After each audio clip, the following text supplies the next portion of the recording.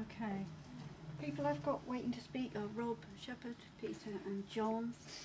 Rob?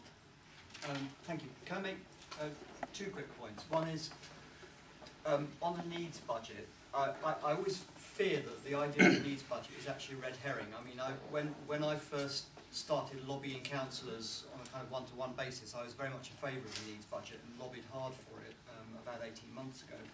But the problem with the needs budget is, where do you start?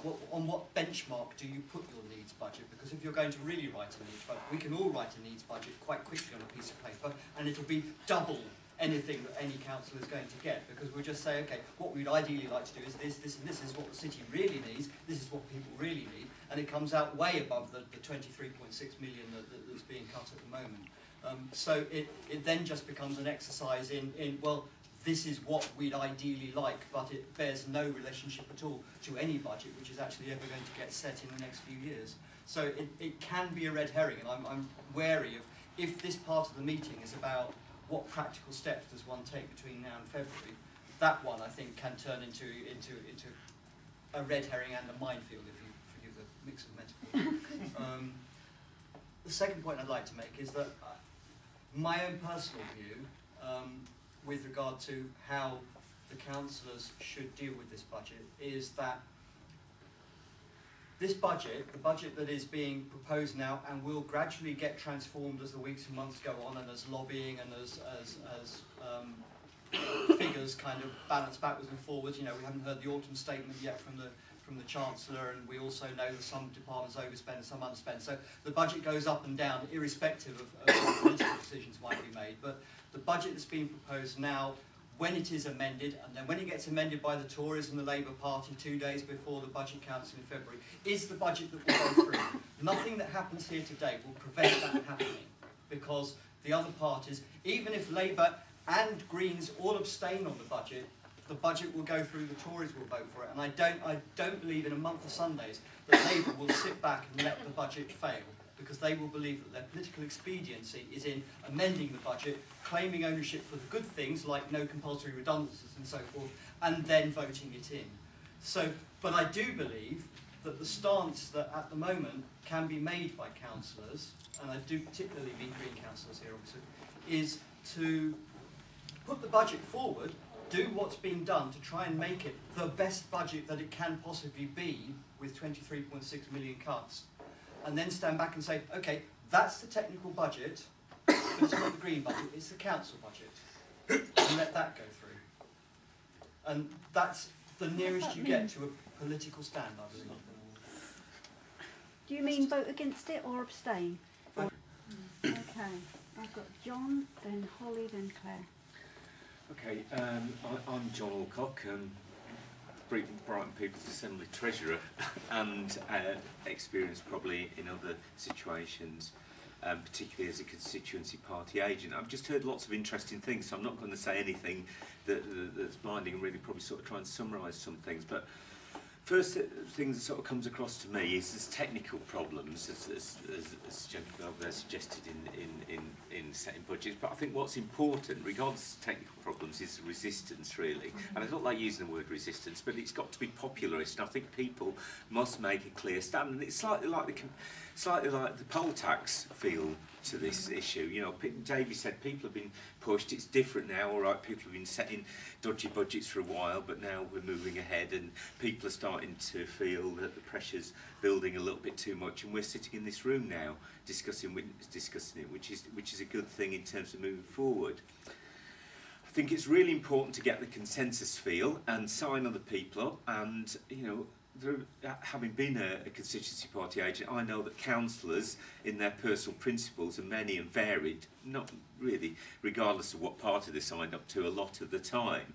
You know, and there will be people that will, out of principle, start to think, oh, it's going a bit too far here, certainly in the Labour Party, and there might be one or two Tories that might even do that. And so I think it's important that building a consensus, and a very simple consensus that people, the ordinary community, can see out there. I think the problems about dealing with actually setting legal budgets and things like that are things that people don't understand, and the ordinary community don't understand that whole process. So I just think, one step at a time, build a consensus of resistance, persuade people that are could stand on the principle and vote against it is a very important move, and I agree with you. I think building some symbolic resistance at an early stage is a very pragmatic thing that can be done.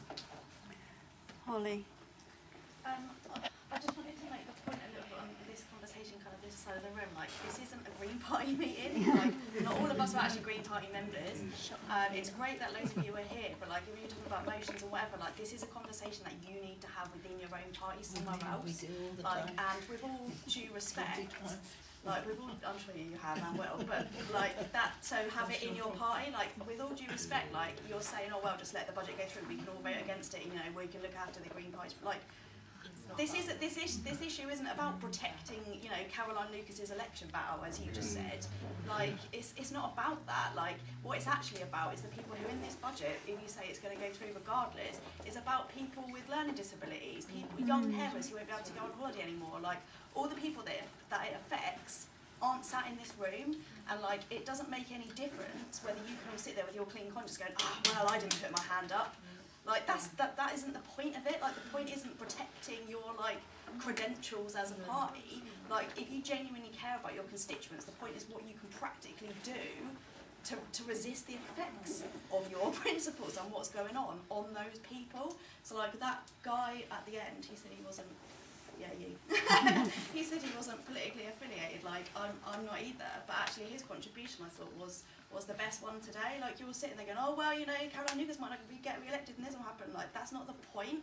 The point is, you know, every day I finish work and round the Hollandine estate there's stickers up saying, please can someone house swap with me because I can't afford to live here anymore. Like, they're offering council house swaps because of the bedroom tax, because of council tax arrears.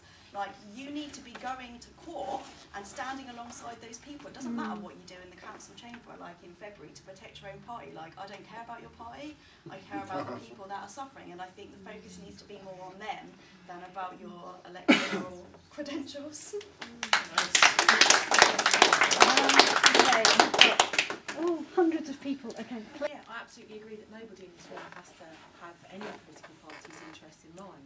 I completely agree with you. It is about the people that are hurting, and I would fully support any action that we organise to take in order to support those people. The fact of the matter is, just so happens that it appears to be that a lot of people that are worried about this are Green Party members, you know, and we're all here. Like, I'm a Green Party, we're all here, and I think that what that should tell you, what that should say, is that we're having the same struggles in our own head about what can we do to support these people, how best can we move forward, both as individuals, as part of this community, but also as people who are politically engaged and active, to support that person that needs that house swap, to support that disabled person that's not going to go, not going to have a day centre to go to support that family where those people who, you know, would have had some respite aren't going to have the respite. Now, I agree with you. It would have been fantastic if we hadn't have been such a majority of people in this room, you know, and I wish it was different. I really do, and you're absolutely right. This shouldn't be about the election success or failure of one party. It's much bigger than this. It's much more important than this for all of us here.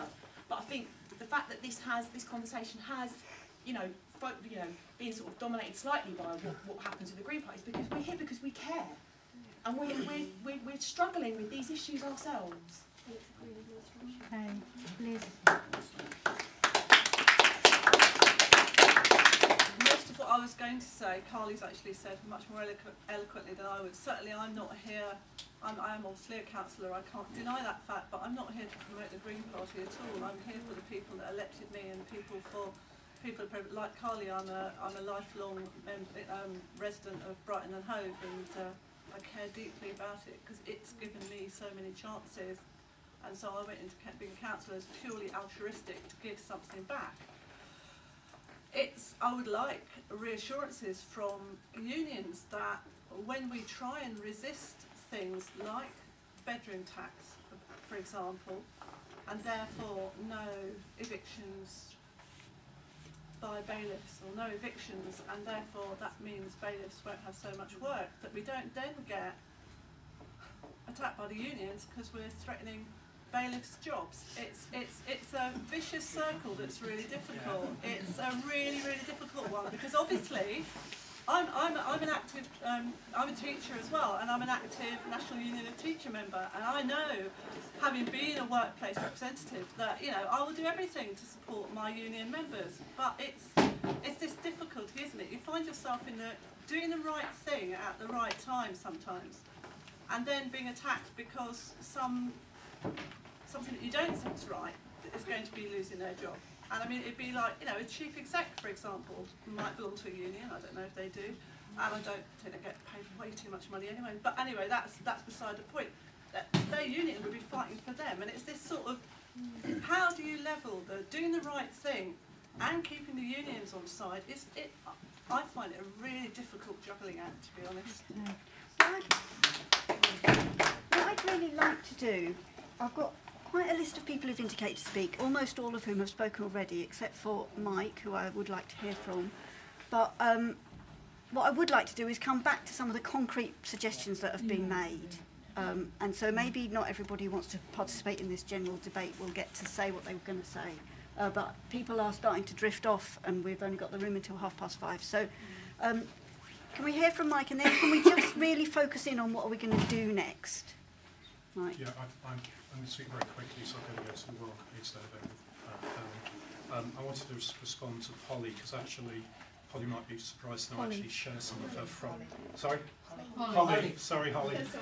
I share some of Holly's frustration at the way the meeting has run, in terms of very much of a focus on green issues. I'm here as a Unison member. I'm here as an NHS employee. I'm also here as a Green Party councillor, and all of those factors are going to inform whatever I do when the budget decision is made on what I do over the next year or so. So please be cognizant of that. We wear many hats as councillors. Okay. So in terms of practical suggestions, Carly made a suggestion that we should set up small working groups. I'm sorry, I don't know your name. John said we should discuss civil disobedience on a mass scale. I said perhaps we could talk about occupying the council chamber. I don't know where we go with any of that. There was the idea of lobbying all the councillors, whether or not you did just your ward ones or not. Oh, and Holly talked about practical ideas that have been coming out of the GMB that haven't had any response from the leadership of the administration, and whether we could follow that up. Danny, can I just make a suggestion that we possibly just have a very simple open letter, which isn't that radical really, but